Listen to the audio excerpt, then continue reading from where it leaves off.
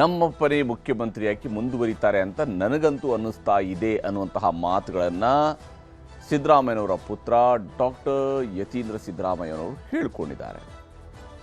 ಇದು already settle ಆಗಿರ್ತಕ್ಕಂತಹ ವಿಚಾರ. ಮುಖ್ಯಮಂತ್ರಿ ಬದಲಾವಣೆ ಅನ್ನುವಂತಹ ವಿಚಾರಗಳಲ್ಲಿ ಯಾವುದೇ ಚರ್ಚೆ ಆಗ್ತಾ ಇಲ್ಲ ಮತ್ತು ಯಾರ್ಯಾರು ಯಾವ್ಯಾವ ರೀತಿಯಂಥ ಬೆಳವಣಿಗೆಗಳಾಗಿದೆ ಅನ್ನೋದ್ರ ಬಗ್ಗೆ ಎಲ್ಲ ಗೊತ್ತಿದೆ. ಆಲ್ರೆಡಿ ಒಂದು ಕ್ಲಿಯರ್ ಮೆಸೇಜನ್ನು ಹೈಕಮಾಂಡ್ ಕೊಟ್ಟಂಗಿದೆ ಅನ್ನುವಂತಹ ಮಾತನ್ನು ಮುಖ್ಯಮಂತ್ರಿ ಪುತ್ರನೇ ಹೇಳ್ತಾ ಇದ್ದಾರೆ. ಹಾಗಾದರೆ ಯಾವ ಲೆಕ್ಕಾಚಾರದಲ್ಲಿ? ಯಾಕಂದರೆ ಒಂದು ಕಡೆಯಲ್ಲಿ ಶಿವಕುಮಾರ್ ಅವರು ಈ ಕ್ಷಣದಲ್ಲೂ ಕೂಡ ಪ್ರಾರ್ಥನೆ ಫಲಿಸದೇ ಇದ್ದರೂ ಪ್ರಯತ್ನ ಫಲಿಸದೇ ಇದ್ದರೂ ಕೂಡ ಪ್ರಾರ್ಥನೆ ಫಲಿಸುತ್ತೆ ಅನ್ನುವಂತಹ ಮಾತುಗಳನ್ನು ಹೇಳ್ತಾ ಇದ್ದಾರೆ. ಅವರ ಪ್ರಾರ್ಥನೆ ಮತ್ತು ಪ್ರಯತ್ನ ಎರಡೂ ಕೂಡ ಸಾಗಿರುವಾಗಲೇ CM ಪುತ್ರ ಡಾಕ್ಟರ್ ಯತೀಂದ್ರ ಅವರ ಮಾತು ಸಹಜವಾಗಿಯೇ ಕಾಂಗ್ರೆಸ್ನಲ್ಲಿ ಒಂದು ಬಣಕ್ಕೆ ಬಿಸಿ ತುಪ್ಪದಂತೆ ಭಾಸವಾಗ್ತಾ ಇದೆ, ಮತ್ತೊಂದು ಬಣಕ್ಕೆ ಅದು ಸಹಜವಾಗಿಯೇ ಹಾಲು ತುಪ್ಪದಂತೆಯೂ ಕೂಡ ಅನ್ನಿಸ್ಬೋದು. 5 ವರ್ಷ ನಮ್ಮಪ್ಪನೇ ಮುಖ್ಯಮಂತ್ರಿ ಅಂತ ಹೇಳಿ ಡಾಕ್ಟರ್ ಯತೀಂದ್ರ ಅವರು ಸ್ಪಷ್ಟವಾದಂತಹ ಮಾತುಗಳನ್ನು ಹೇಳಿದ್ದಾರೆ. ಹಾಗಂತ ನನಗನ್ನಿಸ್ತಾ ಇದೆ ಅನ್ನುವಂಥದ್ದು ಇದು ನನ್ನ ವೈಯಕ್ತಿಕ ಅಭಿಪ್ರಾಯ ಅಂತ ಹೇಳ್ತಾನೆ ಅವರು ಹೇಳಿರುವಂತಹ ಮಾತುಗಳಿವು. ಹೈಕಮಾಂಡಿಂದ ಗ್ರೀನ್ ಸಿಗ್ನಲ್ ಸಿಕ್ಕಿದೆ ಅಂತ ಹೇಳಿ. ಯಾಕೆಂದರೆ ಬದಲಾವಣೆ ಮಾಡೋದಿದ್ರೆ ಇಷ್ಟೊತ್ತಿಗಾಗಲೆಲ್ಲ ಮಾಡ್ತಾ ಇದ್ರಲ್ಲ, ಆದರೆ ಅಂಥದ್ದೇನು ಇಲ್ಲ. ಅಷ್ಟೆಲ್ಲ ಪೀಕ್ ಹೋದಾಗ ಕೂಡ ಏನೂ ಆಗಲಿಲ್ಲ. ಯತೀಂದ್ರ ಅವರೇ ನಮ್ಮ ಹೈಕಮಾಂಡ್ ರೀತಿಯಲ್ಲಿ ಇದ್ದಾರೆ ಅಂತ ಹೇಳ್ಕೊಂಡು ಶಿವಕುಮಾರ್ ಅವರು ಅದಕ್ಕೆ ಟಾಂಗ್ ಕೊಡುವಂಥ ಕೆಲಸವರು ಕೂಡ ಮಾಡಿದರು. ಯತೀಂದ್ರ ಅವರು ಹೀಗೆಲ್ಲ ಹೇಳ್ತಿದ್ರಲ್ಲ ಅಂತ ಹೇಳುವಂಥ ಮಾತಿಗೆ ಶಿವಕುಮಾರ್ ಅವರು ಹೇಳಿದ್ರು, ಯತೀಂದ್ರ ಅವ್ರನ್ನೇ ನಮ್ಮ ಹೈಕಮಾಂಡ್ ಅಂತ ಒಪ್ಕೊಳ್ಳೋಣ ಬಿಡಿ ಅನ್ನುವಂತಹ ರೀತಿಯಲ್ಲಿ ಅವರು ಟಾಂಗ್ ಕೊಟ್ಟಿದ್ದಾರೆ. ಅಷ್ಟರ ಮಟ್ಟಿಗೆ ಅವ್ರಿಗೂ ಕೂಡ CM ಪುತ್ರನ ಮಾತು ಅಸಮಾಧಾನವನ್ನು ತಂದಿಟ್ಟಿದೆ. ಹಾಗಾದರೆ ಏನೇನು ನಡೀತಿದೆ, ಏನು ಹೇಳಿದರು ಡಾಕ್ಟರ್ ಯತೀಂದ್ರ ಅವರ ಮಾತೇನು, ಮಾತಿನ ಉದ್ದೇಶ ಏನು, ಇವೆರಡನ್ನೂ ಕೂಡ ನಾವು ಗಮನಿಸಬೇಕಾಗುತ್ತೆ. ಇಲ್ಲಿ ನಮ್ಮಪ್ಪನೇ ಮುಖ್ಯಮಂತ್ರಿ ಅಂತ ಹೇಳ್ತಾ ಇದ್ದಾರೆ. ರಾಜ್ಯ ಕಾಂಗ್ರೆಸ್ನಲ್ಲಿ ಮತ್ತೆ ಮುನ್ನೆಲೆಗೆ ಬಂದಿರುವಂಥದ್ದು ಪವರ್ ಶೇರಿಂಗ್ ವಿಚಾರ. ಯಾವಾಗ ನಿನ್ನೆ ಅಷ್ಟೇ ಬಸವರಾಜ್ ಶಿವಗಂಗಾ ಅವರು ಮತ್ತೆ ಹೇಳಿದರು, ಮುಖ್ಯಮಂತ್ರಿ ಕುರ್ಚಿಯ ವಿಚಾರದಲ್ಲಿರ್ತಕ್ಕಂಥ ಗೊಂದಲಗಳು ಬಗೆಹರಿಬೇಕು ಅನ್ನುವಂತಹ ಮಾತನ್ನು ಹೇಳಿದರು. ಇದೇ ವಿಷಯಕ್ಕೆ ಸಂಬಂಧಪಟ್ಟಂತೆ ಬೇರೆ ವಿಚಾರಗಳನ್ನು ಮಾತನಾಡಿಸ್ತಾ 5 ವರ್ಷದ ಆಡಳಿತದ ಅವಧಿಯ ಬಗ್ಗೆ ಕೇಳಿದಾಗ ನನಗೆ ಅನಿಸುತ್ತೆ ನಮ್ಮ ತಂದೆಯವರೇನೆ 5 ವರ್ಷ ಪೂರೈಸ್ತಾರೆ ಅನ್ನುವಂತಹ ಮಾತುಗಳನ್ನು ಡಾಕ್ಟರ್ ಯತೀಂದ್ರ ಸಿದ್ದರಾಮಯ್ಯನವರು ಹೇಳಿಕೊಂಡಿದ್ದಾರೆ. ಅಧಿಕಾರ ಹಸ್ತಾಂತರ ಬದಲಾವಣೆಯ ಬಗ್ಗೆ ಈಗಾಗಲೇ DK ಶಿವಕುಮಾರ್ ಅವರ ಆಪ್ತರು ಆಸೆಯನ್ನು ಬಿಚ್ಚಿಟ್ಟಿದ್ದಾರೆ. ಅವ್ರಿಗೊಂದು ಕನಸಿದೆ, ಶಿವಕುಮಾರ್ ಅವ್ರನ್ನ ಮುಖ್ಯಮಂತ್ರಿ ಕುರ್ಚಿಯಲ್ಲಿ ನೋಡಬೇಕು ಅಂತ ಹೇಳಿ.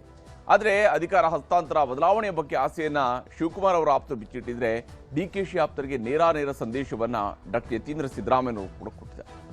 ಶಿವಕುಮಾರ್ ಅವರ ಆಪ್ತರಿಗೆ ನೇರ ಸಂದೇಶವನ್ನು ಡಾಕ್ಟರ್ ಯತೀಂದ್ರ ಸಿದ್ದರಾಮಯ್ಯನವರು ಕೂಡ ಕೊಟ್ಟಿದ್ದಾರೆ.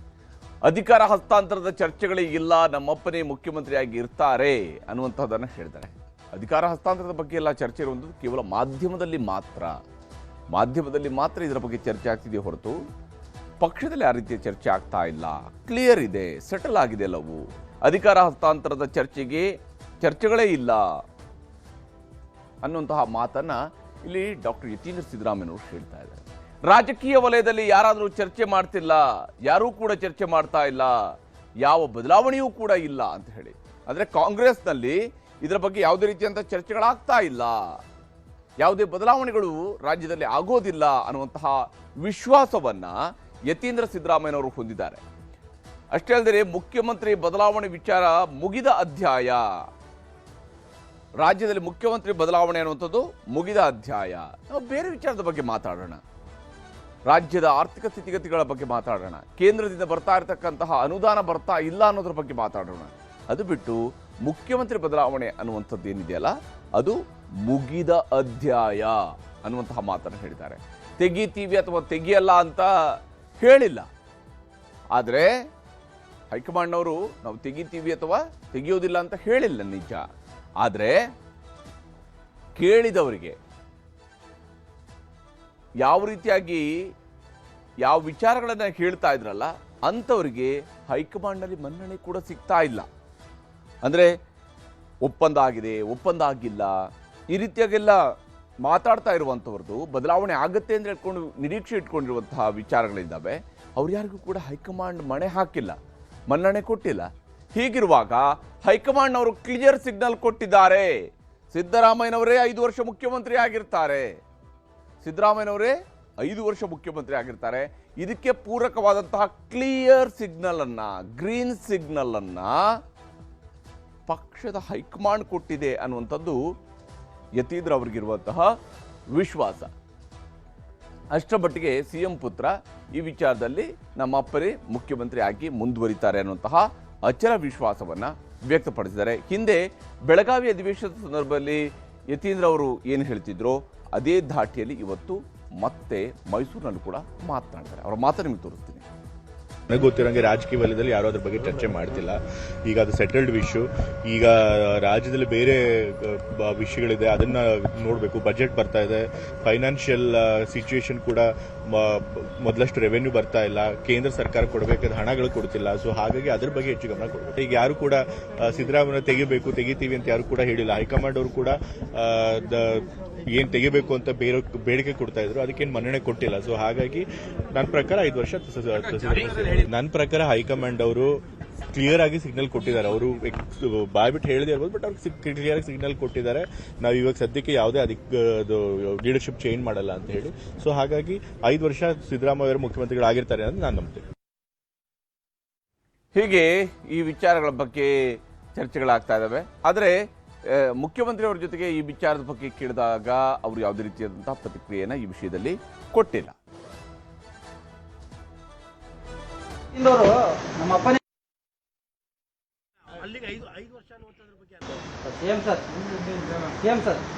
ಇವ್ರು ಯತೀಂದ್ರವರು ನಮ್ಮ ಅಪ್ಪನೇ 5 ವರ್ಷ ಹೈಕಮಾಂಡ್ ಕ್ಲಿಯರ್ ಮಾಡಿದೆ ಅಂತ ಹೇಳಿದ್ದಾರೆ ಸರ್.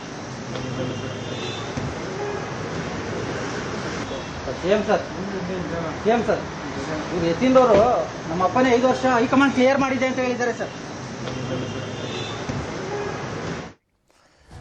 ಹೀಗೆ ಬಜೆಟ್ ಪ್ರಿಪರೇಷನ್ಗೆ ಅಂತೇಳಿ ಬರ್ತಾ ಇದ್ದಂತಹ ಮುಖ್ಯಮಂತ್ರಿಯವರ ಜೊತೆಗೆ ನ್ಯೂಸ್ 18 ಕಡೆಯಿಂದ ಈ ಪ್ರಶ್ನೆಯನ್ನು ಕೇಳಿದಾಗ ಅವರು ಯಾವುದೇ ರೀತಿಯಂತಹ ಪ್ರತಿಕ್ರಿಯೆಯನ್ನು ಕೊಟ್ಟಿಲ್ಲ.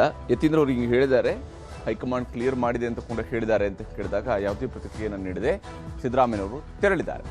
ಆದರೆ ಯತೀಂದ್ರ ಅವರೇ ಹೈಕಮಾಂಡ್ ಅಂತೇಳಿ ಹೇಳಿಬಿಟ್ಟಿದ್ದಾರೆ DK ಶಿವಕುಮಾರ್. ಡಾಕ್ಟರ್ ಯತೀಂದ್ರ ಮಾತಿಗೆ ಪರೋಕ್ಷ ಟಾಂಗ್ ಕೊಟ್ಟಿದ್ದಾರೆ KPCC ಅಧ್ಯಕ್ಷರಾಗಿರತಕ್ಕಂತಹ ರಾಜ್ಯದ ಉಪಮುಖ್ಯಮಂತ್ರಿ DK ಶಿವಕುಮಾರ್.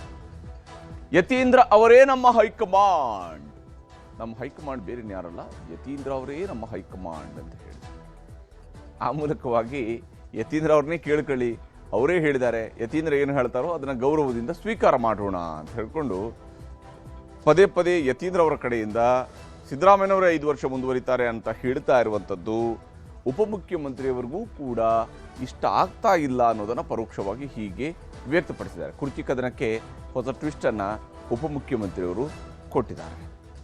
ಈ ಸಂದೇನೆ ಸಿಎಂ 5 ವರ್ಷಕ್ಕೆ ಹೇಳಿದ್ದಾರೆ. ಯತೀಂದ್ರ ಅವರೇ ನಮ್ಮ ಹೈಕಮಾಂಡ್, ಅವ್ರೇನು ಮಾತು ಹೇಳ್ತಾರೆ ಅವ್ರದ್ದು ಬಹಳ ಗೌರವದಿಂದ ಸ್ವೀಕಾರ ಮಾಡೋಣ. ಅಂದ್ರೆ ನೀವು ನೋಡಿದ್ರೆ ಎಲ್ಲ ಸರಿ ಇದೆ ಅಂತ ಹೇಳ್ಕೊಂಡೇ ಬರ್ತಾ ಇದ್ದಾರೆ, ಆದ್ರೆ ಅವರು 5 ವರ್ಷನೇ ಸಿಎಂ ಅಂತ. ಆಯ್ತಪ್ಪ, ಅವ್ರು ಹೇಳಿದ್ಮೇಲೆ ಅವ್ರ ಹೈಕಮಾಂಡ್ ಹೇಳಿದ್ಮೇಲೆ ಅವ್ರ ಯತೀಂದ್ರನೇ ಈಗ ಹೈಕಮಾಂಡ್ ಅಂತ ನಾವು ಸ್ವೀಕಾರ ಮಾಡೋಣ. ನಡೀಲಿ. ನಾನು ನೋಡಿ, I don't want to react. ಬಸವರಾಜ್ಗೂ ರಿಯಾಕ್ಟ್ ಮಾಡಕ್ ಇಷ್ಟ ಇಲ್ಲ ನನಗೆ, ಯತೀಂದ್ರಾಗಿ ರಿಯಾಕ್ಟ್ ಮಾಡಕ್ಕೂ ಇಷ್ಟ ಇಲ್ಲ. ಏನ್ ರಿಯಾಕ್ಟ್ ಮಾಡಿದ್ರು ನಮ್ಮ ಡೆಲ್ಲಿಯವ್ರು ರಿಯಾಕ್ಟ್ ಮಾಡಬೇಕು. ಹೀಗೆ ಇವರಿಬ್ಬರ ಬಗ್ಗೆ ಕೂಡ ತನ್ನ ಆಪ್ತರ ಬಗ್ಗೆ ಆಗಲಿ ಅಥವಾ ಮುಖ್ಯಮಂತ್ರಿಯವರ ಮಗನ ಬಗ್ಗೆ ಆಗಲಿ ಯಾವುದೇ ರಿಯಾಕ್ಟ್ ಮಾಡೋಕ್ಕೆ ನನಗೆ ಇಷ್ಟ ಇಲ್ಲ ಅಂತ ಹೇಳ್ತಾ ಇದ್ದಾರೆ. ಆದರೆ ಅವರು PCC ಅಧ್ಯಕ್ಷರು, ರಾಜ್ಯದ ಉಪಮುಖ್ಯಮಂತ್ರಿ ಮಾತ್ರ ಅಲ್ಲ, ಅವರು KPCC ಅಧ್ಯಕ್ಷರು. ಅವ್ರದೇ ಪಕ್ಷದ ಶಾಸಕರು ಹೇಳ್ತಾ ಇರ್ತಕ್ಕಂತಹ ಮಾತುಗಳಿದ್ವು. ಒಂದು ಆ ಶಾಸಕರುಗಳು ಇಲ್ಲ ನೀವು ಹಾಗೆ ಹೇಳಬಾರ್ದು, ಹಾಗೆ ಮಾತನಾಡುವಾಗಿ ಇಲ್ಲ ಅಂತ ಹೇಳೋದನ್ನು ಅಧ್ಯಕ್ಷರಾಗಿ ಅವರ ಅಧಿಕಾರದ ವ್ಯಾಪ್ತಿನೇ, ಅದನ್ನು ಕೇವಲ ಹೈಕಮಾಂಡ್ಗೆ ಬಿಟ್ಕೊಡೋಕ್ಕಾಗಲ್ಲ. ಶಿವಕುಮಾರ್ ಅವರ ಅಧಿಕಾರ ವ್ಯಾಪ್ತಿಯಲ್ಲೇ ಬರ್ತಾರೆ. ಆದರೆ ಅವ್ರು ಹೇಳ್ತಾರೆ ಆಯ್ತು ಬಿಡಿ ಅವರೇ ಹೈಕಮಾಂಡ್, ಇಲ್ಲ ನಾನು ಅದ್ರ ಬಗ್ಗೆ ರಿಯಾಕ್ಟ್ ಮಾಡೋಕ್ಕೆ ಹೋಗಲ್ಲ. ಇದು ಯಾವ ಕಾರಣಕ್ಕಾಗಿ ಶಿವಕುಮಾರ್ ಅವರು ಈ ರೀತಿಯಂಥ ನಿಲುವನ್ನು ತಾಳಿದ್ದಾರೆ? ಈ ಹಿಂದೆ ಅವ್ರದ್ದೇ ಆಪ್ತರು ಹೇಳಿದಾಗಲೂ ಕೂಡ ಇಲ್ಲ ಅವ್ರಿಗೆ ನೋಟಿಸ್ ಕೊಡಬೇಕಾಗತ್ತೆ, ನೋಟಿಸ್ ಕೊಡಿಸ್ತೀನಿ ಅಂತ ಹೇಳಿದರು. ಅದ್ಯಾಕಂದರೆ ಅಧ್ಯಕ್ಷರ ನೆಲೆಯಲ್ಲಿ ಅವ್ರು ಮಾಡಬೇಕಾಗಿರ್ತಕ್ಕಂಥ ಜವಾಬ್ದಾರಿ ಅದು. ಇಲ್ಲಿ ಕಾಂಗ್ರೆಸ್ನಲ್ಲಿ ಸಂಚಲನ ಸೃಷ್ಟಿಸಿದೆ. ವಿಶೇಷ ಅಧಿವೇಶನದ ಹೊತ್ತಲ್ಲಿ ನಡೆದಿತ್ತು ಸಮುದಾಯಗಳ ಸಭೆ. ಈ ವಿಶೇಷ ಅಧಿವೇಶನದ ಸಂದರ್ಭದಲ್ಲಿ ನಡೆದಿತ್ತು. ದಲಿತ ನಾಯಕರುಗಳ ಸಭೆ ನಡೆದಿತ್ತು, ಲಿಂಗಾಯತ ನಾಯಕರುಗಳ ಸಭೆ ನಡೆದಿತ್ತು. ದಲಿತ ಲಿಂಗಾಯತ ನಾಯಕರುಗಳ ಸಭೆ ಆಯಿತು. CM ಮೇಲೆ ಹಕ್ಕೊತ್ತಾಯವನ್ನು ಕೂಡ ಮಾಡ್ತಾ ಇದ್ದಾರೆ. ಪಕ್ಷದಲ್ಲಿ ಪಕ್ಷ ಅಧಿಕಾರಕ್ಕೆ ಬರೋದಕ್ಕೆ ನಮ್ಮ ಸಮುದಾಯಗಳು ಬಹಳ ಪ್ರಮುಖ ಕಾರಣ, ನಮಗೆ ಇಂತಹ ಬೇಡಿಕೆಗಳನ್ನು ಈಡೇರಿಸಬೇಕು ಅಂತ ಹೇಳಿ ಅಧಿಕಾರ ಹಸ್ತಾಂತರ, ಸಂಪುಟ ಪುನರ್ರಚನೆ, ನಿಗಮ ಮಂಡಳಿಯಲ್ಲಿ ಸ್ಥಾನಮಾನಗಳು, ಹೀಗೆ ಪ್ರತಿಯೊಂದರಲ್ಲೂ ಕೂಡ ತಮಗೆ ಸಿಗಬೇಕಾಗಿರ್ತಕ್ಕಂತಹ ಪಾಲಿನ ಬಗ್ಗೆ ಮಾತನಾಡ್ತಾ ಇದ್ದಾರೆ. ಸಂಖ್ಯಾಧಾರಿತ ಬಲದ ಮೇಲೆ ಅಧಿಕಾರವನ್ನ ಲಿಂಗಾಯತ ನಾಯಕರುಗಳು ಕೇಳಿದ್ದಾರೆ. ಸಂಖ್ಯಾಧಾರಿತ, ನಮ್ಮ ಸಂಖ್ಯೆ ಜಾಸ್ತಿ ಇದೆ, ಇವಾಗ ನಮ್ಮ ಸ್ಟ್ರೈಕ್ ರೇಟ್ ಜಾಸ್ತಿ ಇದೆ. ಈ ಮಾತನ್ನ ಎಂ ಬಿ ಪಾಟೀಲ್ ಹೇಳಿದ್ದಾರೆ. ನಮ್ಮ ಸ್ಟ್ರೈಕ್ ರೇಟ್ ಜಾಸ್ತಿ ಆಗಿದೆ. ಪರಮೇಶ್ವರ್ ಅವರನ್ನ ಮುಂದಿಟ್ಟುಕೊಂಡು ದಲಿತ ಸಂಘಟನೆಗಳು ಕೂಡ ಕೂಗು ಶುರುವಾಗಿದ್ದಾವೆ. ಪರಮೇಶ್ವರ್ ಅವರನ್ನೇ ಮುಂದಿನ ಮುಖ್ಯಮಂತ್ರಿ ಅಂತ ಹೇಳುವಂತಹ ಘೋಷಣೆ ಪದೇ ಪದೇ ಅವರ ಬೆಂಬಲಿಗರಿಂದ ವ್ಯಕ್ತವಾಗ್ತಾ ಇದೆ. ಸಿದ್ದರಾಮಯ್ಯನವರ ನಂತರ ಪರಮೇಶ್ವರ್ ಅವರಿಗೆ ಸಿಎಂ ಸ್ಥಾನವನ್ನು ಕೊಡಬೇಕು. ಒಂದು ವೇಳೆ ರಾಜ್ಯದಲ್ಲಿ ಮುಖ್ಯಮಂತ್ರಿ ಬದಲಾವಣೆ ಹೌದು ಅಂತೇಳಿ ಆದರೆ ಮುಖ್ಯಮಂತ್ರಿ ಸ್ಥಾನದಲ್ಲಿ ಡಾಕ್ಟರ್ ಜಿ ಪರಮೇಶ್ವರ್ ಅವರು ಇರಬೇಕು ಅನ್ನುವಂತಹ ಪಟ್ಟು ಕೂಡ ಈಗ ಬಲ ಪಡಿತಾ ಇದೆ. ಡಾಕ್ಟರ್ ಪರಮೇಶ್ವರ್ ಮುಂದೆ ಮುಂದಿನ ಸಿಎಂ ಅನ್ನುವಂತಹ ಘೋಷಣೆಯೂ ಕೂಡ ಮೊಳಗ್ತಾನೆ ಇದೆ, ಪದೇ ಪದೇ ಮೊಳಗ್ತಾ ಇದೆ. ಅದು ಇತ್ತೀಚೆಗೆ ಜಾಸ್ತಿ ಆಗ್ತಾ ಇದೆ. ಈ ವಿಚಾರದಲ್ಲಿ ಕಾಂಗ್ರೆಸ್ನ ನಾಯಕರುಗಳು ಏನೇನು ಹೇಳ್ತಾರೆ ಅನ್ನೋದನ್ನ ನಿಮಗೆ ತೋರಿಸ್ತೀನಿ. 5 ವರ್ಷ ನಮ್ಮ ತಂದೆಯ ಸಿಎಂ ಆಗಿ ಮುಂದುವರಿಸ್ತಾರೆ. ಕೆಲವರು ನಾಯಕರುಗಳು ಬದಲಾವಣೆ ಬಯಸಿದ್ರು, ಆದ್ರೆ ಹೈಕಮಾಂಡ್ ಸೊಪ್ಪಾಕಿಲ್ಲ ಅಂತಾರೆ. ಇದೆಲ್ಲ ನಾವ್ಯಾರು ತೀರ್ಮಾನ ಮಾಡಿ ಸರ್, ಅದಕ್ಕೆ ಅವರು ಯತೀಂದ್ರ ಅವರು ಹೇಳಿರೋದು ಹೈಕಮಾಂಡ್ ನಮಗೆ ಗ್ರೀನ್ ಸಿಗ್ನಲ್ ಕೊಟ್ಟಿದೆ. ಕೆಲವರು ಬದಲಾವಣೆ ಬಯಸಿದ್ರು. ನಮಗೆ ನೋಡಿ, ಒಂದು ಸ್ಥಿರವಾದ ಆಡಳಿತವನ್ನು ಕೊಡುವಂಥ ಸರ್ಕಾರ ಒಬ್ಬಬೇಕು. ಅದನ್ನು ಸಿದ್ದರಾಮಯ್ಯನವರು ನಡೆಸ್ಕೊಂಡು ಬರ್ತಾ ಇದ್ದಾರೆ. ಹಾಗಾಗಿ ಹೈಕಮಾಂಡ್ನವರು ಏನು ತೀರ್ಮಾನ ಮಾಡ್ತಾರೆ ಅದನ್ನು ನಾವೆಲ್ಲರೂ ಕೂಡ ಒಪ್ಕೊಳ್ತೇವೆ. ಇಲ್ಲಿ ಅಲ್ಲಿ ನನಗೆ ಇಷ್ಟಪಡ್ತಕ್ಕಂಥ ಜನ, ನಮ್ಮ ಕಾರ್ಯಕರ್ತರು, ನಮ್ಮ ಮುಖಂಡರುಗಳು ಹೌದಪ್ಪ ಪರಮೇಶ್ವರ್ ಮುಖ್ಯಮಂತ್ರಿ ಆಗಬೇಕು ಅಂತ ಹೇಳಿದ ಕ್ಷಣಕ್ಕೆ ಏನು ಬದಲಾವಣೆ ಆಗಿಬಿಡೋದಿಲ್ಲ. ಆದರೆ ಅವರ ಅಭಿಪ್ರಾಯಗಳನ್ನ ಅವ್ರು ಹೇಳ್ತಾ ಇರ್ತಾರೆ. ಅವಶ್ಯಕತೆ ಇದ್ದಾಗ ಮಾನ್ಯ ಖರ್ಗೆ ಸಾಹೇಬರು, ರಾಹುಲ್ ಗಾಂಧಿ ಅವರು ನಾಯಕರಿಗೆ ಕರೆಸಿ ಮಾತನಾಡ್ತಾರೆ ಅಂತ ಭಾಳ ಸ್ಪಷ್ಟವಾಗಿ ಹೇಳಿದ್ದಾರೆ. When time comes they will decide. So ಅವ್ರ ತೀರ್ಮಾನ ಇದೆ. ಸೊ ಸುಮ್ಮನೆ ಯಾರು ಏನು ಹೇಳಿದ್ರು ಮಾಧ್ಯಮದಲ್ಲಿ ಅದಕ್ಕೆ ಬೆಲೆ ಇಲ್ಲ. ಮತ್ತೆ ರಾಜ್ಯದಲ್ಲಿ ಇದು ಶುರುವಾಗಿರುತ್ತೆ ಸಿಎಂ ಡಿಸಿಎಂ ಅಂತ. ಶಿವಗಂಗಾ ಬಸವರಾಜ್ ಅವರು ಸಿಎಂ ಆಗಲೇಬೇಕಂತ ಪಟ್ಟಿಡ್ತಾರಂತ ಡಿ ಕೆ ಶಿವಕುಮಾರ್. ನೋಡೋಣ, ನಕ್ಷತ್ರಗಳನ್ನ ನೋಡ್ಬಿಟ್ಟು ಅದಕ್ಕೆ ಉತ್ತರ ಕೊಡ್ತಾರೆ. ಇದು ಕೊನೆ ಹೀಗೆ ಜ್ಯೋತಿಷಿ ಬಗ್ಗೆ ಮೊನ್ನೆ ಪೋಸ್ಟ್ ಅನ್ನು ಮಾಡಿದ ನಂತರ ಬಿ ಕೆ ಹರಿಪ್ರಸಾದ್ ಅವರು ಯಾವಾಗ ನಕ್ಷತ್ರ ನೋಡಿ ಉತ್ತರವನ್ನು ಕೊಡೋದಕ್ಕೆ ಶುರು ಮಾಡಿದರೆ ಗೊತ್ತಿಲ್ಲ. ಆ ರೀತಿಯಾಗಿ ಅವರು ಈ ವಿಚಾರವನ್ನು ತೇಲಿಸುವಂತಹ ಪ್ರಯತ್ನವನ್ನು ಬಿ ಕೆ ಹರಿಪ್ರಸಾದ್ ಅವರು ಮಾಡಿದ್ದಾರೆ. ಆದರೆ ಇಲ್ಲಿ ಏನು ಕಾಂಗ್ರೆಸ್ನ ನಾಯಕರುಗಳು ಒಬ್ಬೊಬ್ಬರು ಕೂಡ ಹೇಳ್ತಾ ಇರುವಂತಹ ಮಾತುಗಳು ಏನೇ ಇದ್ದರೂ ಕೂಡ ಅಲ್ಲಿ ಹೈಕಮಾಂಡ್ ಅಂತಿಮ, ಹೈಕಮಾಂಡ್ ಏನು ಹೇಳುತ್ತೆ ಅದೇ ಅಂತಿಮ ಅಂತ ಹೇಳ್ತಾರೆ. ಈ ಹೈಕಮಾಂಡ್ ಅಂತಿಮ ಅಂತ ಹೇಳ್ತಾ ಇರುವಂಥವ್ರು ಎಷ್ಟು ದಿವಸ ಹಾಗಾದರೆ ಹೈಕಮಾಂಡ್ ಮಾತಾಡದೆ ಕೂರುವುದನ್ನು ಸಹಿಸಿಕೊಂಡು ಕೂತಿರ್ತಾರೆ? ಯಾವ್ದಾದ್ರು ಒಂದು ವಿಚಾರಗಳಾದ್ರೂ ಬರಬೇಕಲ್ವಾ ಹೈಕಮಾಂಡಿಂದ?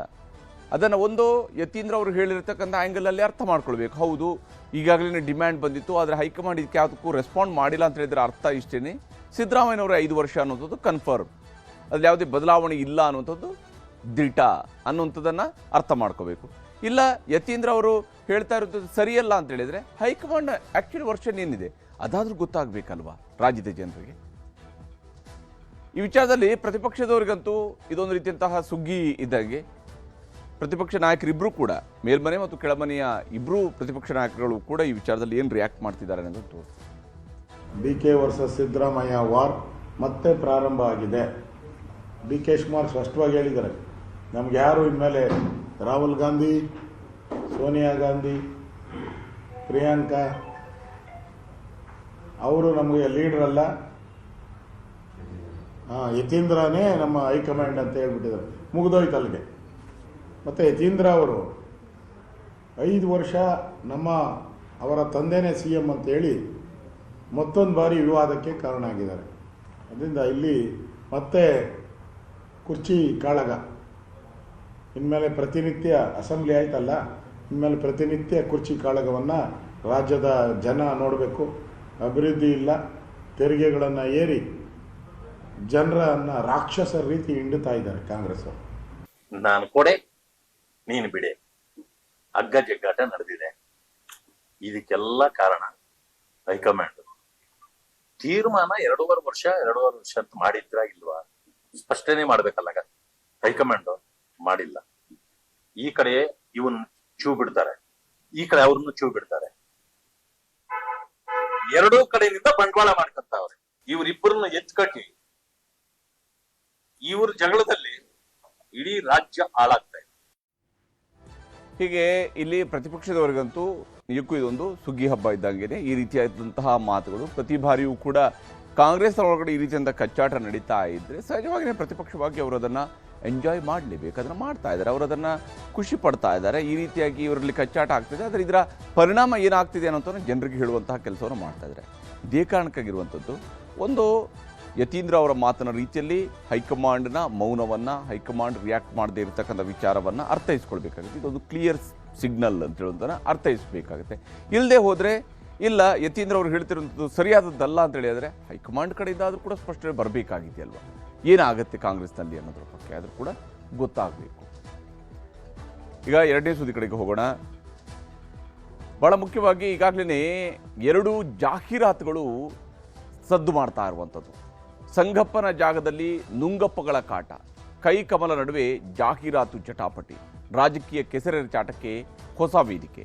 ಇದುವೇ ಚದುರಂಗದ ಎರಡನೇ ಸ್ಟೋರಿ, ಸಂಗಪ್ಪ ವರ್ಸಸ್ ನುಂಗಪ್ಪ. ಗಾಂಧೀಜಿಯವರನ್ನ ದೈಹಿಕವಾಗಿ ಮುಗಿಸಿದ್ದಾರೆ, ಈಗ ಸಿದ್ಧಾಂತವನ್ನ ಮುಗಿಸ್ಲಿಕ್ಕೆ ಹೊರಟಿದ್ದಾರೆ. ಮಹಾತ್ಮ ಗಾಂಧೀಜಿ ಹೆಸರನ್ನ ನಾವು ಉದ್ಯೋಗ ಖಾತ್ರಿ ಯೋಜನೆಗೆ ಇಟ್ಟಿದ್ವಲ್ಲ, ಅದನ್ನ ಯಾಕೆ ತೆಗೆಯಬಹುದು? ಬಿಜೆಪಿ ಫಸ್ಟ್ ತಾವು ಆತ್ಮಾವಲೋಕನ ಮಾಡ್ಕೊಳ್ಬೇಕಾಗಿದೆ.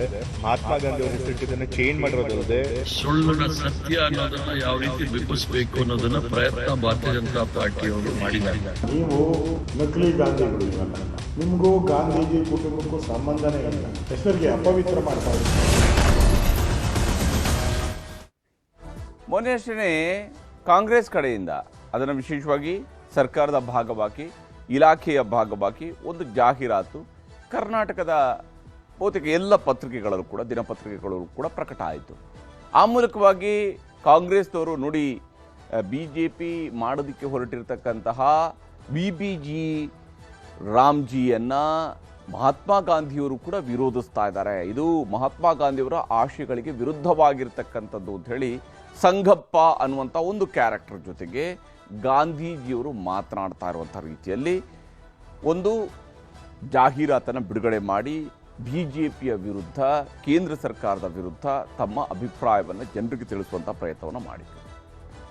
ಇವತ್ತು BJPಯವರು ಕಾಂಗ್ರೆಸ್ಗೆ ಒಂದು ಕೌಂಟ್ರ್ ಕೊಟ್ಟಿದ್ದಾರೆ. BJPಯವರು ಕೂಡ ಗಾಂಧೀಜಿಯನ್ನೇ ಬಳಸ್ಕೊಂಡಿದ್ದಾರೆ.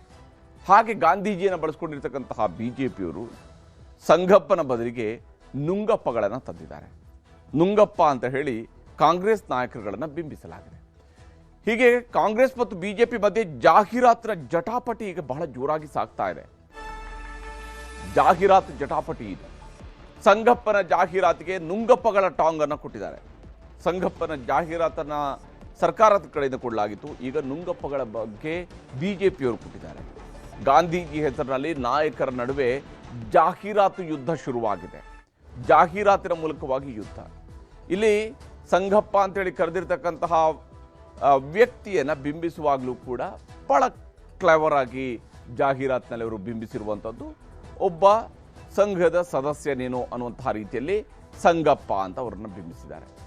BJPಯವರು ಅದನ್ನು ನುಂಗಪ್ಪಗೆ ಕನ್ವರ್ಟ್ ಮಾಡಿದ್ದಾರೆ. ಇಲ್ಲಿ ಜಾಹೀರಾತಿನಲ್ಲಿರ್ತಕ್ಕಂಥ ಅಂಶಗಳನ್ನು ನಾವು ಗಮನಿಸಬೇಕು. ಒಂದು ಕಡೆ ಸಂಗಪ್ಪ, ಮತ್ತೊಂದು ಕಡೆ ನುಂಗಪ್ಪ. ಇಲ್ಲಿ ಸಂಗಪ್ಪನ ಬಳಿಯಲ್ಲಿ ಗಾಂಧೀಜಿ ಮಾತಾಡ್ತಾರೆ, ಆದರೆ ಮಹಾತ್ಮರನ್ನೇ ಬಂಡವಾಳ ಮಾಡಿಕೊಂಡ ನುಂಗಪ್ಪಗಳು ಅಂತ ಹೇಳಿ ಖರ್ಗೆ, ರಾಹುಲ್ ಗಾಂಧಿ ಹಾಗೂ ಸಿದ್ದರಾಮಯ್ಯನವರಿಗೆ ಮಹಾತ್ಮ ಗಾಂಧೀಜಿಯವರು ಹೊಡೆಯುವ ರೀತಿಯಲ್ಲಿ ಅದನ್ನು ಬಿಂಬಿಸಲಾಗಿದೆ. BBG ರಾಮ್ಜಿ ವಿರುದ್ಧ ಹೋರಾಟದ ದಿನಗಳಲ್ಲಿ ಕಾಂಗ್ರೆಸ್ ಜಾಹೀರಾತನ್ನು ಕೊಟ್ಟಿತ್ತು. ಕಾಂಗ್ರೆಸ್ ಕೊಟ್ಟಿದ್ದಂತಹ ಜಾಹೀರಾತಿನಲ್ಲಿ ಸಂಗಪ್ಪರಿಗೆ ಮಹಾತ್ಮ ಗಾಂಧೀಜಿಯವರು ಪ್ರಶ್ನೆ ಮಾಡುವಂತಹ ರೀತಿಯ ಜಾಹೀರಾತು ಅದಾಗಿತ್ತು. ಯಾವ ರೀತಿಯಲ್ಲಿ ನೋಡಿ, ಅದರಲ್ಲಿ ಕೇಳ್ತಾರೆ, ಸಂಗಪ್ಪ, ಉದ್ಯೋಗ ಮತ್ತು ನ್ಯಾಯಯುತ ವೇತನ ಗ್ರಾಮೀಣ ಕಾರ್ಮಿಕರ ಹಕ್ಕು ಅಲ್ವಾ ಅನ್ನುವಂಥ ಪ್ರಶ್ನೆ ಕೇಳ್ತಾರೆ. ಮಹಾತ್ಮರೇ, ನಿಮ್ಮ ಕಾಲದಲ್ಲಿ ಹಕ್ಕಾಗಿತ್ತು, ಈಗ ಅದು ಕೇಂದ್ರ ಸರ್ಕಾರ ನೀಡುವ ಭಿಕ್ಷೆ ಅಂತ ಹೇಳಿಕೊಂಡು ಅಲ್ಲಿ ಸಂಗಪ್ಪನ ಡೈಲಾಗ್ ರೀತಿಯಲ್ಲಿ ಅದನ್ನು ಬರೆಯಲಾಗಿದೆ. ಮನ್ರೇಗಾ ಅನುಕೂಲ, ಹೊಸ ಕಾಯ್ದೆಯ ಅಪಾಯಗಳ ಬಗ್ಗೆ ವಿವರಣೆಯನ್ನು ಕೊಡುವಂತಹ ಕೆಲಸವನ್ನು ಕಾಂಗ್ರೆಸ್ನವರು ಕೊಟ್ಟಿರುವಂಥ ಅಥವಾ ಸರ್ಕಾರ, ರಾಜ್ಯ ಸರ್ಕಾರದ ಕಡೆಯಿಂದ ಕೊಟ್ಟಿರುವಂಥದ್ದು, ಅದನ್ನು ಗ್ರಾಮೀಣಾಭಿವೃದ್ಧಿ ಇಲಾಖೆಯ ಕಡೆಯಿಂದ ಕೊಟ್ಟಿರುವಂಥದ್ದು. ಆದರೆ ಆ ಜಾಹೀರಾತುಗಳ ಮೂಲಕವೇ BJPಯವರು ಪ್ರತಿಕ್ರಿಯೆಯನ್ನು ಕೊಟ್ಟಿದ್ದಾರೆ. ಈಗಾಗಲೇ ಕಾಂಗ್ರೆಸ್ನವರ ಜಾಹೀರಾತನ್ನು ಸದನದಲ್ಲೂ ಕೂಡ BJPಯವರು ವಿರೋಧ ಮಾಡಿದರು. ಇವತ್ತು ಇಲಾಖಾವಾರು ಅಕ್ರಮ ಆರೋಪಗಳೊಂದಿಗೆ ಜಾಹೀರಾತನ್ನ ಬಿಜೆಪಿಯವರು ಕೊಟ್ಟಿದ್ದಾರೆ. ಇಲಾಖಾವಾರು ಅಕ್ರಮಗಳ ಬಗ್ಗೆ ಇದೀಗ ಹೊಸ ಜಾಹೀರಾತು ಮೂಲಕವೂ ಕೂಡ ಕಾಂಗ್ರೆಸ್ಗೆ ತಿರುಗೇಟು ಕೊಡುವಂತಹ ಕೆಲಸವನ್ನ ಬಿಜೆಪಿಯವರು ಮಾಡಿದ್ದಾರೆ. ವಿಶೇಷವಾಗಿ ಈ ಜಾಹೀರಾತಿನಲ್ಲಿ ಮಹಾತ್ಮರನ್ನೇ ಬಂಡವಾಳ ಮಾಡಿಕೊಂಡ ನುಂಗಪ್ಪಗಳು ಅನ್ನುವಂತಹ ಹೆಸರಿನಲ್ಲಿ ಜಾಹೀರಾತನ್ನು ನೀಡಲಾಗಿದೆ. ಗಾಂಧೀಜಿಯ ಮನಸ್ಸಿನ ಮಾತು ಅನ್ನುವಂತಹ ರೀತಿಯಲ್ಲಿ ಸಿದ್ದಪ್ಪ, ರಾಗಪ್ಪ, ಮಲ್ಲಪ್ಪ ಹಾಗೂ ಎಲ್ಲ ನುಂಗಪ್ಪಗಳಿರ ಅಂತ ತಿರುಗೇಟನ್ನ ಕೊಟ್ಟಿದ್ದಾರೆ. ಇಲ್ಲಿ ಸಿದ್ದರಾಮಯ್ಯ, ರಾಹುಲ್ ಗಾಂಧಿ ಹಾಗೆಯೇ ಮಲ್ಲಿಕಾರ್ಜುನ ಖರ್ಗೆಗೆ ಗಾಂಧೀಜಿಯವರೇ ಹೊಡೆಯುವ ರೀತಿಯಾದಂತಹ ಜಾಹೀರಾತು ಇದಾಗಿದೆ. ಗಾಂಧೀಜಿಯವರೇ ಕೋರಿಂದ ಹೊಡೆಯುವ ರೀತಿಯಲ್ಲಿ ನಕಲಿ ಗಾಂಧಿಗಳಿಂದ ಮಹಾತ್ಮ ಗಾಂಧಿಗೆ ಅವಮಾನ ಅನ್ನುವಂತಹ ಬರಹವನ್ನು ಕೂಡ ಈ ಜಾಹೀರಾತಿನಲ್ಲಿ ಸೇರಿಸಲಾಗಿದೆ. ಗಾಂಧೀಜಿ ಗ್ರಾಮ ಸ್ವರಾಜ್ಯ ಪರಿಕಲ್ಪನೆ ಪೋಷಿಸಿದ್ದೇ ಪ್ರಧಾನಿ ಮೋದಿ ಅನ್ನುವಂತಹ ವಾದವನ್ನು ಕೂಡ ಪ್ರತಿಪಾದಿಸಿದ್ದಾರೆ ಬಿಜೆಪಿಯ ನಾಯಕರುಗಳು. ಆದರೆ ಈ ವಿಚಾರಕ್ಕೆ ಸಂಬಂಧಪಟ್ಟಂತೆ ಜಾಹೀರಾತುಗಳು ಪ್ರಕಟ ಆಗ್ತವೆ. ಆ ಪ್ರಕಟಗೊಂಡಿರ್ತಕ್ಕಂತಹ ಜಾಹೀರಾತಿನ ಸುತ್ತಲೂ ಕೂಡ ನಾಯಕರ ನಡುವೆ ಒಂದು ವಾಕ್ಸಮರ ಶುರುವಾಗುತ್ತೆ. ಕಾಂಗ್ರೆಸ್ ಮತ್ತು ಬಿಜೆಪಿ ನಾಯಕರ ನಡುವೆ ಹೇಗೆ ವಾಕ್ಸಮರ ನಡೀತಿದೆ ಅನ್ನೋದನ್ನು ತೋರಿಸ್ತೀನಿ. ಗಾಂಧೀಜಿಯವ್ರನ್ನ ದೈಹಿಕವಾಗಿ ಮುಗಿಸಿದ್ದಾರೆ, ಈಗ ಸಿದ್ಧಾಂತವನ್ನ ಮುಗಿಸ್ಲಿಕ್ಕೆ ಹೊರಟಿದ್ದಾರೆ. ನಮ್ಮ ಪ್ರಶ್ನೆಗೆ ಉತ್ತರ ಕೊಡ್ಲಿಕ್ಕೆ ಆಗ್ಲಾರ್ದೆ ಇವರು ವೈಯಕ್ತಿಕವಾಗಿ ಹೀಗೆ ನಿಂದನೆ ಮಾಡ್ಲಿಕ್ಕೆ ಹೊರಟಿದ್ದಾರೆ. ಈಗ ನಮ್ಮ ಜಾಹೀರಾತು ಇರ್ಬೋದು, ಅವರ ಜಾಹೀರಾತಲ್ಲಿ ವ್ಯತ್ಯಾಸ ನೋಡಿ. ನಾವು ಸಾರ್ವಜನಿಕರ ಪ್ರಶ್ನೆಗೆ ಉತ್ತರವನ್ನು ಕೇಳಿದ್ದೀವಿ. ಇವ್ರ ಜಾಹೀರಾತಿನಲ್ಲಿ ಏನಿದೆ? ಉದ್ದೇಶಪೂರ್ವಕವಾಗಿ ಗಾಂಧೀಜಿಯವರು ಹಿಂಸೆ ಮಾಡೋದು ತೋರಿಸೋದಿದೆ. ನಮ್ಮ ದಲಿತ ನಾಯಕರಿರ್ಬೋದು, ಹಿಂದುಳಿದ ವರ್ಗದ ನಾಯಕರಿರ್ಬೋದು, ಪಕ್ಷದ ನಾಯಕರಿರ್ಬೋದು, ಅವರಿಗೆ ಅನ್ಸೋದಂತ ಇದೆ. ಇವರು ಏನು ಪ್ರಶ್ನೆಗಳು ಕೇಳ್ತಾ ಇದ್ದಾರೆ, ಎಲ್ಲ ಪ್ರಶ್ನೆಗಳಿಗೂ ನಾನು ಅಲ್ಲಿ ಉತ್ತರದ 2 ಸರಿ ಕೊಟ್ಟಿದ್ದೀನಲ್ಲ. ಒಂದ್ಸರಿ ಅಸೆಂಬ್ಲಿನಲ್ಲಿ ಕೊಟ್ಟೆ, ಒಂದ್ಸರಿ ಕೌನ್ಸಿಲ್ನಲ್ಲಿ ಕೊಟ್ಟೆ. ಈ ಬಿಜೆಪಿ ಅಸಮರ್ಥ ನಾಯಕರು ಇದ್ರ ಬಗ್ಗೆ ಯಾಕೆ ಚರ್ಚೆ ಮಾಡಿಲ್ಲ? ಯಾಕೆ ಇವರು ಸಭಾತ್ಯಾಗ ಮಾಡಿಬಿಟ್ಟು ಹೋದ್ರು? ಯಾಕೆ ನಮ್ಮ ಉತ್ತರ ಕೇಳಲಿಕ್ಕೆ ಆಸಕ್ತಿ ಇರಲಿಲ್ಲ? ಮಹಾತ್ಮ ಗಾಂಧೀಜಿಯವರ ಬಗ್ಗೆ ಏನು, ಎಂಥ ಗೌರವ ಅಥವಾ ಎಂಥ ಭಾವನೆಗಳನ್ನು ಅವ್ರು ಇಟ್ಕೊಂಡಿದ್ರು ಅನ್ನೋದು ಇಡೀ ಜಗತ್ತಿಗೆ ಗೊತ್ತಿದೆ. ಈಗ ಹೊಸದಾಗಿ ಏನೋ ಮಹಾತ್ಮ ಗಾಂಧೀಜಿ ಬಗ್ಗೆ ಮಾತಾಡೋಕೆ ಹೋಗಿದ್ದಾರೆ. ಅಷ್ಟು ಒಂದು ಗೌರವ ಇರೋದಿದ್ರೆ ಮಹಾತ್ಮ ಗಾಂಧೀಜಿ ಹೆಸರನ್ನು ನಾವು ಉದ್ಯೋಗ ಖಾತ್ರಿ ಯೋಜನೆಗೆ ಇಟ್ಟಿದ್ವಲ್ಲ, ಅದನ್ನು ಯಾಕೆ ತೆಗಿಯೋಕೆ ಹೋದ್ರು? ಅದಕ್ಕೇನಾದರೂ ಒಂದು ಕಾರಣ ಇತ್ತ? ಯಾರಾದರೂ ತೆಗಿಬೇಕು ಅಂತೇಳಿ ಹೋರಾಟ ಮಾಡಿದ್ರ? ಗಾಂಧೀಜಿಯವರನ್ನ ಹೆಸರು ಮನೆ ಮನೆಗೆ ಕಾಂಗ್ರೆಸ್ನವ್ರು ತಗೊಂಡು ಹೋಗಿದ್ರು. ಕಾಂಗ್ರೆಸ್ನವ್ರ ಹೆಸರು ಮಹಾತ್ಮ ಗಾಂಧೀಜಿಯವರ ಜೊತೆ ಜೋಡಣೆಯಾಗಿದೆ ಅಂತ ಹೇಳಿ ಅದು ಆಗಬಾರ್ದು ಅಂತೇಳಿ ತೆಗ್ದಿದ್ದಾರೆ. ಇಡೀ ವಿಶ್ವದಲ್ಲೇ ವರ್ಲ್ಡ್ ಬ್ಯಾಂಕ್ನವ್ರು ಹೇಳ್ತಾರೆ ಈ ಮಹಾತ್ಮ ಗಾಂಧಿ ಏನು ಉದ್ಯೋಗ ಖಾತ್ರಿ ಯೋಜನೆ ಅತ್ಯಂತ ದೊಡ್ಡ ಪ್ರಮಾಣದಲ್ಲಿ ಉದ್ಯೋಗವನ್ನು ಕೊಡ್ತಕ್ಕಂಥ ಪ್ರಪಂಚದಲ್ಲಿ ಯಾವುದಾದ್ರೂ ಕಾರ್ಯಕ್ರಮ ಇದ್ದರೆ ಅದು ನರೇಗಾ ಯೋಜನೆ ಅಂತೇಳಿ ಅವರೇ ಹೇಳಿದ್ದಾರೆ. ನೀವು ನಕಲಿ ಗಾಂಧಿಗಳು ನೀವೆಲ್ಲ. ನಿಮಗೂ ಗಾಂಧೀಜಿ ಕುಟುಂಬಕ್ಕೂ ಸಂಬಂಧನೇ ಇಲ್ಲ. ಆದರೆ ಗಾಂಧೀಜಿ ಹೆಸರನ್ನು ತೆಗೆದುಕೊಂಡು ಗಾಂಧೀಜಿ ಹೆಸರಿಗೆ ಅಪವಿತ್ರ ಮಾಡ್ತಾ ಇದ್ರು. ಯಾಕಂದರೆ ಗಾಂಧಿ ಹೆಸರು ಇಟ್ಕೊಂಡು ಬೋಫ್ಯಾಕ್ಸ್ ಹಗರಣ ಮಾಡಿದ್ರಿ. ಇಂದಿರಾ ಗಾಂಧಿಯವರು ಗಾಂಧೀಜಿ ಹೆಸರಿಟ್ಕೊಂಡು ದೇಶದ ಸಂವಿಧಾನವನ್ನೇ ಬದಲಿಸ್ಬಿಟ್ರು, ಎಮರ್ಜೆನ್ಸಿ ತಂದರು. ಈ ಥರ ಗಾಂಧಿಗೆ ವಿರೋಧವಾದಂಥ ಕೆಲಸಗಳನ್ನು ಮಾಡೋ ಮುಖಾಂತರ ಗಾಂಧೀಜಿಗೆ ಅವಮಾನ ಮಾಡಿದಂಥ ಹೀಗೆ ಜಾಹೀರಾತು ಮತ್ತು ಜಾಹೀರಾತಿನ ನಂತರ ಮಾತಿನ ಯುದ್ಧವೂ ಕೂಡ ನಡೀತಾ ಇದೆ. ಇದಾಗಿತ್ತು.